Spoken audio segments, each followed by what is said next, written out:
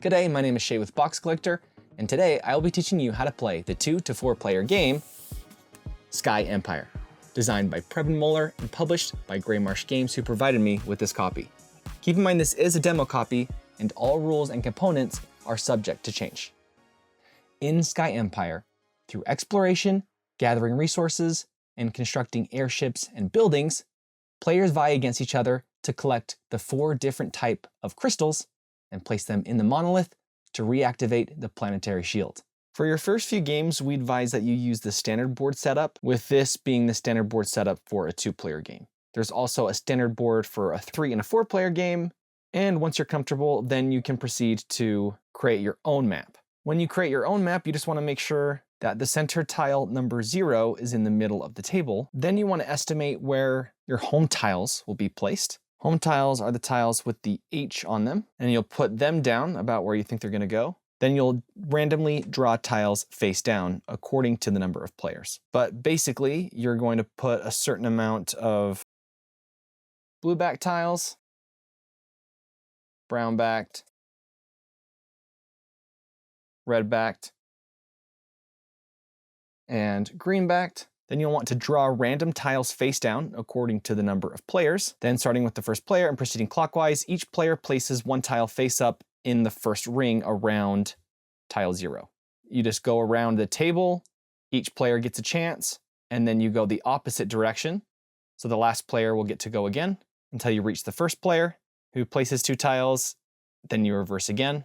And each ring must be fully built before any tile can be built in the next ring.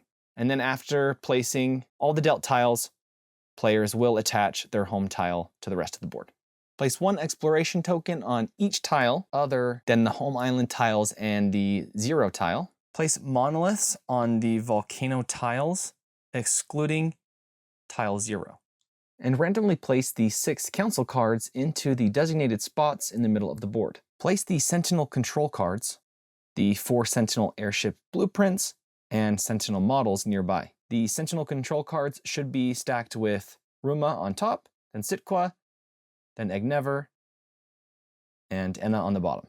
Shuffle the 4 exploration decks and place them face down near the map. Make space for a discard pile near each stack. Shuffle the action card deck and the yellow crystal mission deck and place them face down near the map, again making space for a discard pile. Create a supply containing the dice, Leviathan drill cards, building cards, exploration tokens, Sentinel building cards, resource markers, the portal token, the mini/icon aid, and the common blueprints with their corresponding airship models. Create a supply containing the 5 different resources, crystals, candles, Sentinel developments, and ancient developments. Now each player must choose a Doppler, which is a race of salamander that populate the planet, and a color. Take the Doppler board, the 2 airship models, and blueprints that belong to your Doppler, along with all buildings, initiative tokens, color rings, your 2 Doppler models, and 1 of each development set: construction, augmentation, warfare, and versatile. Place color rings onto your Doppler's 2 airships and place them in your home base building on the home island's tile nearest where you're sitting. Take 1 player/development aid, place your 2 Doppler models with the color rings attached, and 4 initiative tokens onto your Doppler board. Your remaining initiative tokens should be placed in your play area. Turn your Doppler's 2 blueprints face up so their abilities are shown, and place 2 status dice onto each blueprint's shield and structure spaces, each set to the starting value shown. Take 100 candles from the supply and place them near your Doppler board. And that's the setup. Now, as I mentioned at the beginning of the game, the object is to collect each of the 4 types of crystals and use them to activate the monolith. Each of the 4 types of crystals is obtained by accomplishing 1 of the tasks specific to that crystal. So for this crystal, called the Crystal of Opportunity, be the first player to successfully move to tile 0 and claim the crystal there. You can also complete a yellow crystal mission, which can be obtained through exploration, salvage, action cards, or events. Or use a Leviathan airship to drill on a rock island. For this red one, the Crystal of Power can be obtained by defeating a behemoth or Leviathan airship, destroy another player's home base or ancient sky tower, or use a Leviathan airship to drill on a volcanic island. For the green crystal, the Crystal of Honor, complete the goal listed on your Doppler board. And each Doppler board has a different green crystal objective. And for the blue Crystal of Possession, you need to have 12 or more buildings in play, or build the ancient sky tower, or use a Leviathan airship to drill on a tropical island. When you fulfill any of the conditions listed for gaining a crystal, take that crystal and place it on the specified space of your Doppler board. Crystals cannot be lost. Once you have gained them, you can never have more than one of each crystal. Once you have acquired all 4 crystals, you need to activate a tile with a monolith on it and end your tactical turn while controlling that tile. This represents you placing the crystals into the monolith, activating the planetary defenses. The game is divided into a number of game rounds. Each round follows this sequence structure: the event phase, committing Dopplers, action phase, and cleanup phase. Each round begins with the first player, indicated by the first player token, drawing the top event card from the deck. The event card is read aloud, then placed face up beside the event deck. Each event will have 3 effects written on it, which are resolved from the top to bottom. The first is a weather effect, which may influence the airships on the game map. The second is a council effect, which will provide a variety of effects as described on the card. And the third is a Sentinel effect that will spawn new Sentinel airships or cause existing Sentinel airships to move. Some events will say resolve the top Sentinel control card. To do so, take the top Sentinel control card and put it near the game map. Then roll a die.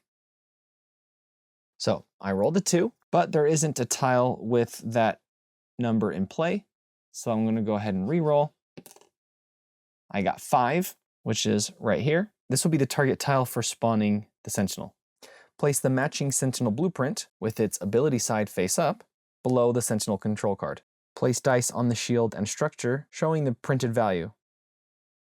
Then place the matching airship model on the target tile. If there are any military buildings or airships belonging to a player, the Sentinel will immediately initiate combat against that player. If an event card says move a Sentinel airship according to their control cards, then all Sentinel airships present on the game map will move according to the instructions on their Sentinel control card. After all Sentinel airships have moved, each one that occupies a tile with a player's military buildings and/or airships will initiate combat against that player, with the Sentinel as the attacker and the player as the defender. If several Sentinels are initiating combat, resolve them one at a time in order of their class, beginning with the lowest class Sentinel. If a Sentinel airship is defeated, check the Sentinel control card for the reward. If the reward includes the Sentinel blueprint, give the blueprint and model to the victorious player. Otherwise, remove them from the game. If a Sentinel airship despawns, which in the case of this Sitqua, it entered a tile with a sky tower, remove the Sentinel airship model from the game map. Set its blueprint aside and return the Sentinel control card to the bottom of the Sentinel control card stack, where it may spawn again later. Some events will have a weather effect that reduces airship shield values.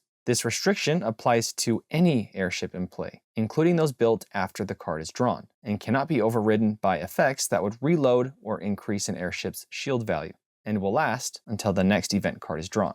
The next part of a round is committing Dopplers. Starting with the first player and proceeding clockwise, players will take turns placing their Dopplers. On a player's turn, they may place one of their Dopplers either on the council board or on the game map. Placement continues until all players have placed both of their Dopplers. To place a Doppler on the game map, the player places the Doppler on any map tile that they control. A player controls a tile if they have a building or airship on that tile, except mines, bazaars, or gas farms that are blocked by another player's airship or military building. After placing the Doppler, if the player has an augmentation developments that grant a bonus action card or initiative token, that bonus is taken immediately. And it's important to note that Dopplers may have additional rules, limitations, or bonuses that apply to placement on the game map as indicated on their Doppler board. To place a Doppler on the council board, a player has 2 options. Place a Doppler on the primary section of a council card, and this can only be done if no other Doppler occupies that section, except for Dynamism, which does not have a primary section, or you can place the Doppler on the secondary section of any council card. And multiple Dopplers can occupy the secondary section of a council card. And you can do this even if the primary space is unoccupied. A player may not have both Dopplers on the same council card, even on different sections. The banner below a council card slot is a bonus that a player will get when taking the primary part of a council card during the action phase. So not right now, during the placement phase. And Dopplers may have additional rules and bonuses related to certain council cards indicated on their Doppler board. The bulk of this game occurs during the action phase.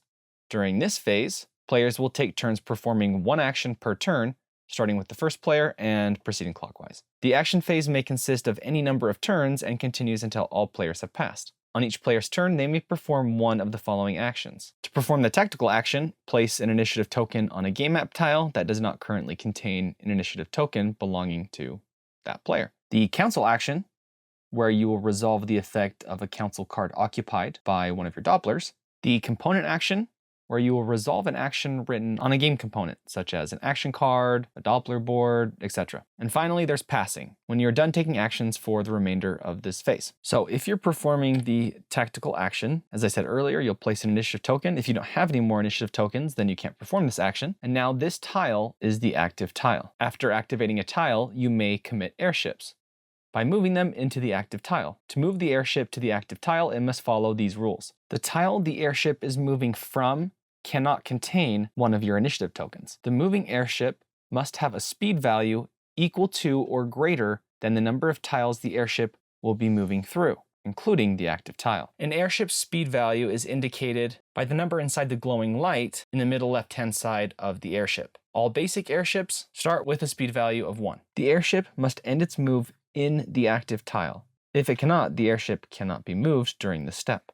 The moving airship cannot pass through any tiles that contain airships or military buildings controlled by other players or sentinels, but they may contain economic buildings. So if I wanted to get to here from here, I'd have to go through this tile, not this one. If the active tile contains enemy airships or military buildings, your airship may move into that tile, which will result in combat during the next step of the tactical action. The moving airship may transport one or both of your Dopplers by picking it up from any tile along the movement path, as long as that tile does not contain one of your initiative tokens, and transported Dopplers are moved to the active tile. As mentioned earlier at the start of the game, your fleet size is 2. This means you cannot have more than 2 airships on the same tile at the end of movement. Constructing Aetherforge buildings will increase your fleet size by 1 for each one built. You can have any number of airships across the game map. Fleet size only limits the number of your airships that can occupy one tile. Alright, so if I am moving my ship into this tile which I activated, and there's an enemy ship,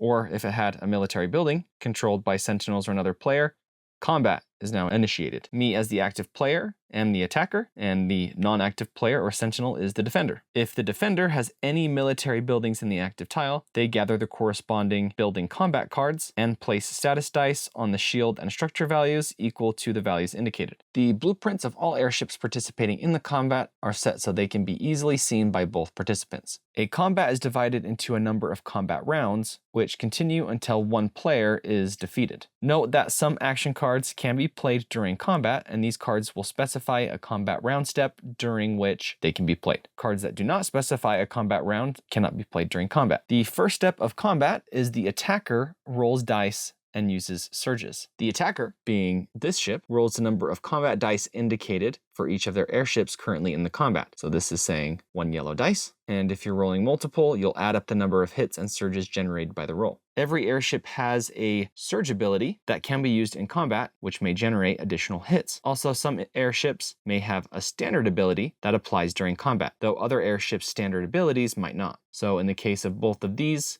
their standard abilities don't relate to combat. Any surge abilities the attacker wishes to use may be activated now. Each surge result may activate one surge ability, and an airship's surge ability can only be activated once per combat round, and unused surge results are lost. Keep in mind that hits are not applied to the opposing side during this step. If you roll a die and you get this symbol with a number inside, the number indicates the number of hits. So in this example, rolling this would give 1 hit. If you ever roll a number with a lightning bolt below, you get that many hits indicated, which in this case is 1, and then 1 surge. A surge result indicates that your airship or building has performed an exceptional task this combat round, such as landing a critical hit, executing a spectacular maneuver, speedy repairs by a repair crew, and so on. And each building and airship has a surge ability that can be triggered when a surge is rolled during a combat in which it is participating. So if I rolled this dice, then I get 1 hit, and I can spend my surge to use my surge action on my Cloud Chaser. After I've rolled, then it's the defender's turn. The defender takes and rolls the number of combat dice indicated on their airship and military buildings currently in the combat, adding up the number of hits and surges generated in the same manner as I just described. So let's say I rolled a 1 and a surge as the attacker. The surge just lets me repair my ship, which it doesn't need repair, so I get 1 hit. And then the defender gets to roll 2 dice. 1 in a surge, 1 in a surge. I can either spend 2 surge to hit 3 times or spend 1 surge for 1 hit. Obviously, I'm going to spend both of my surges for 3 hits. Once both attacker and defender have rolled, players will simultaneously apply hits generated by their opponent to their own airships and buildings. For each hit generated by your opponent, choose one of your airships or buildings and reduce either the shield or structure die by 1. If that die would be reduced to 0, it is removed from the card. You can choose how to distribute the hits to your airships and buildings however you wish. Usually it will make sense to apply all of your hits to your shield first, since the shields for surviving airships are reset after each combat. If the structure die of an airship or building is reduced to 0 and removed from its card, it is destroyed, and you'll remove its model from the game map. If it was a player's airship, flip the blueprint to the build side. It must be rebuilt again to use. If this step results in any player losing his final airship or military building, the combat is over and the remaining player is the winner. So me as the attacker, hit for 1. The defender is obviously going to use their shield, so they just go down to 1. I get attacked by the defender for 3, and I have no way to split up the attack since this Cloud Chaser is the only unit I have on the tile. So my shields get destroyed and my structure goes down by 1. If both sides still have at least 1 airship or military building remaining, you will once again roll your attack dice and perform combat again. If one side's airships and buildings have all been destroyed, the combat ends and the remaining player is the winner. It is possible that both sides' airships and buildings have all been destroyed during this combat round.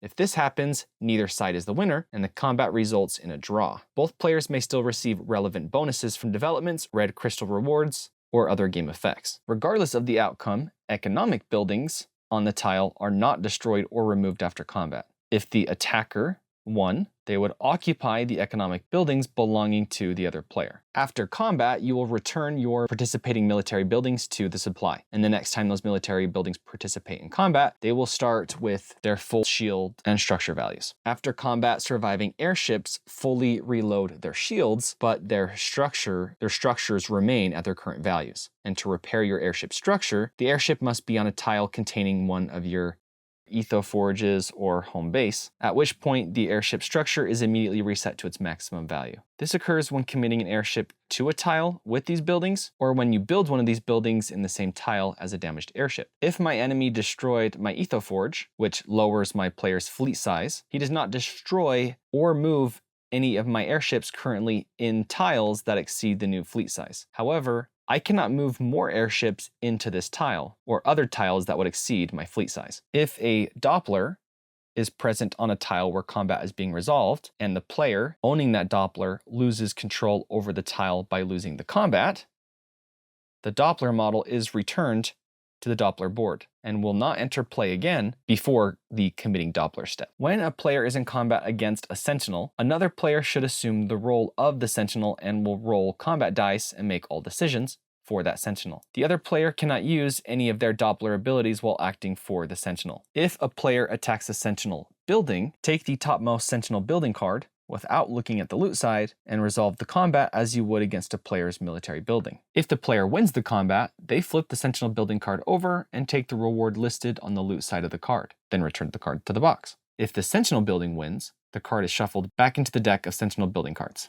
Now, as part of the tactical action, if you control the tile after the combat step, you can then explore, activate buildings, and construct buildings. If your active tile has an exploration token and you have an airship in the tile during the exploration step, you can explore the tile. You will gain the exploration token and put it in your player area. Exploration tokens can be used for various game effects and can also be traded to other players. After gaining the exploration token, draw and resolve an exploration card from the exploration deck corresponding to the tile's type. So I will draw one of these cards. Exploration cards consist of 3 sections: When resolving the card, you may choose one of the two upper sections to resolve. Additionally, if you have a Doppler in the active tile, you may also resolve the bottom section. And if you want, you may choose not to resolve any of the sections. And if you have a Doppler in the active tile, you may choose to resolve the bottom section before or after resolving the other chosen section. If the active tile contains an island, each of your Leviathan-class ships there may drill. To do so, roll a d6 for each Leviathan and collect the reward shown on the Leviathan drill card. If the active tile already contains 2 resource markers, you cannot choose to resolve a section that would spawn a resource marker. No tile can contain more than 2 resource markers, including printed markers. So this one already has 2 resource markers on it, so I can't add this. If you gain a building during the exploration step of a tactical action, you are allowed to activate that building in the activate building step that I will explain in just a moment. In the rock exploration deck, you could gain resources, bonuses, or even trades that will sell or trade your resources. In the volcano exploration deck, you could gain initiative tokens, find an ancient sky tower blueprint, or with the proper salvage developments, yellow crystal mission cards. In the tropical exploration deck, you could gain airship blueprints, ancient developments, resources, or with the proper salvage development, yellow crystal mission cards. In the air exploration deck, you could gain action cards, an ancient sky tower blueprint, resources, or bonuses to construct buildings. After exploring, you can activate buildings. 2 types of buildings can be activated to produce resources depending on the type of tile they're in and the resource markers on that tile.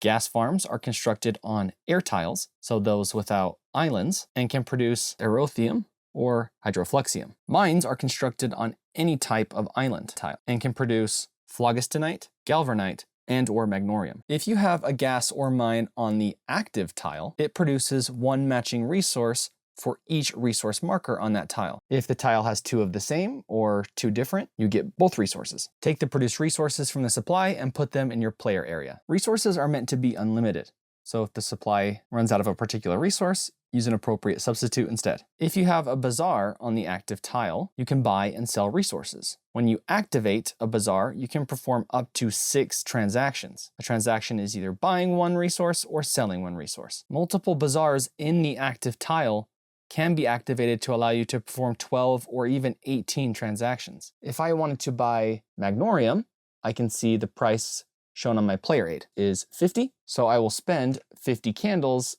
to gain the resource. And the same in reverse works for selling. You'll take the number of candles equal to the sell price for that resource from the supply. If the active tile contains either your home base or one of your ethoforges, you may activate them to construct airships. If you have an airship blueprint with the build side up, you can construct that airship. And blueprints will be build side up when you first gain a new blueprint or when an airship on the game map is destroyed. To construct an airship, pay the cost and resources depicted on the blueprint, returning them to the supply. So either a galvanite and a hydrofluxium or 25 candles. Flip the blueprint to the ability side and place status dice on the structure and shield spaces set to their starting values. Place the matching airship model on the active tile using a colored ring to mark it as yours. In rare cases, you may control 2 airships with the same model. In this case, make sure you can identify which model corresponds to which card. For instance, you can take a resource from the supply and put it on one of the models, then put another of the same resource on that model's blueprint. Just remember to return those resources to the supply if the airship's destroyed.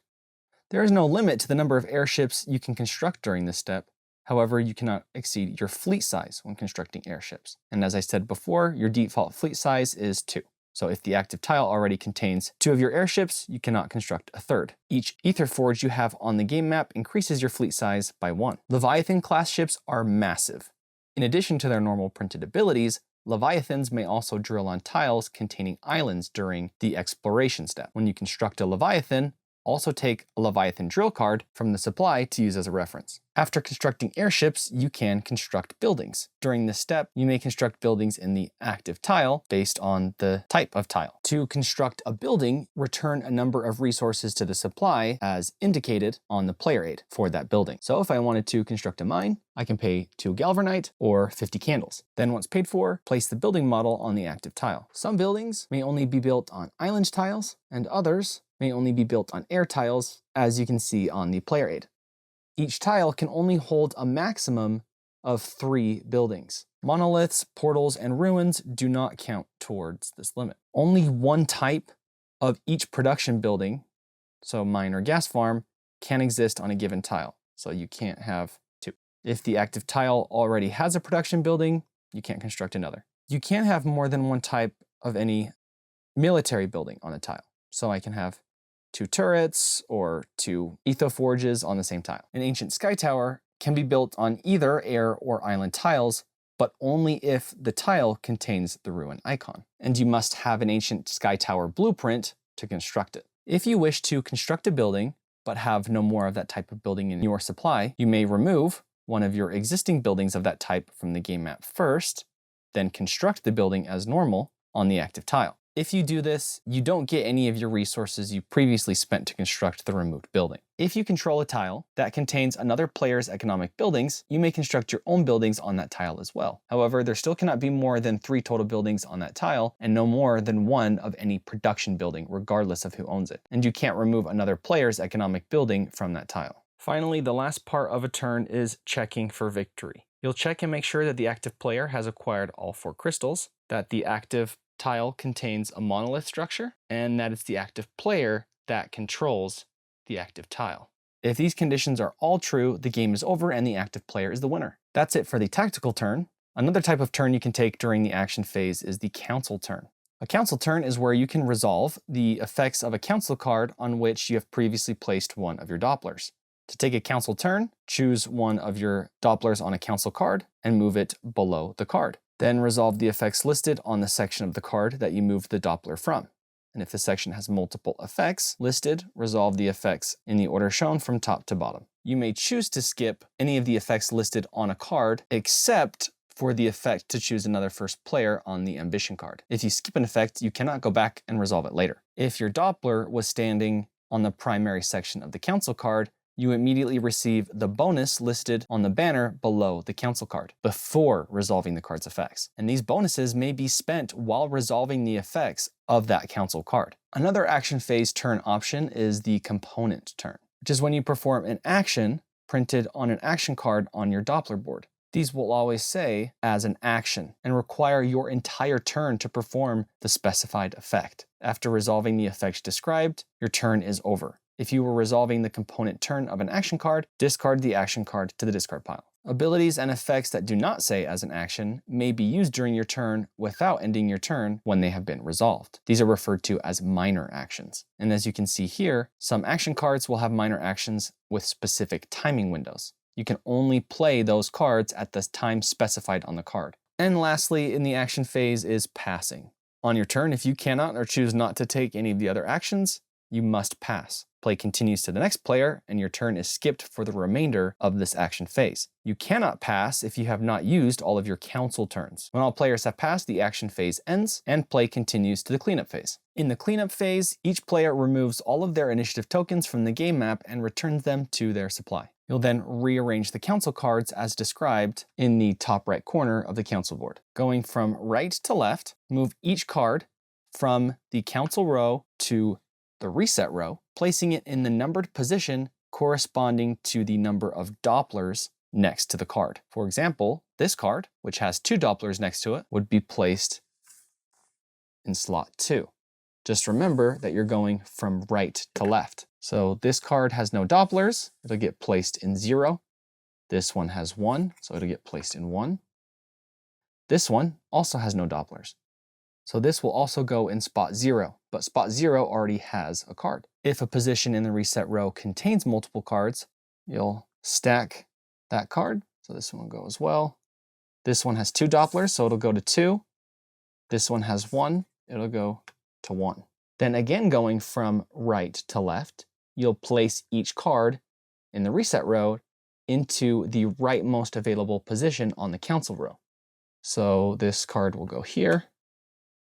This one there. And you'll continue placing them from right to left.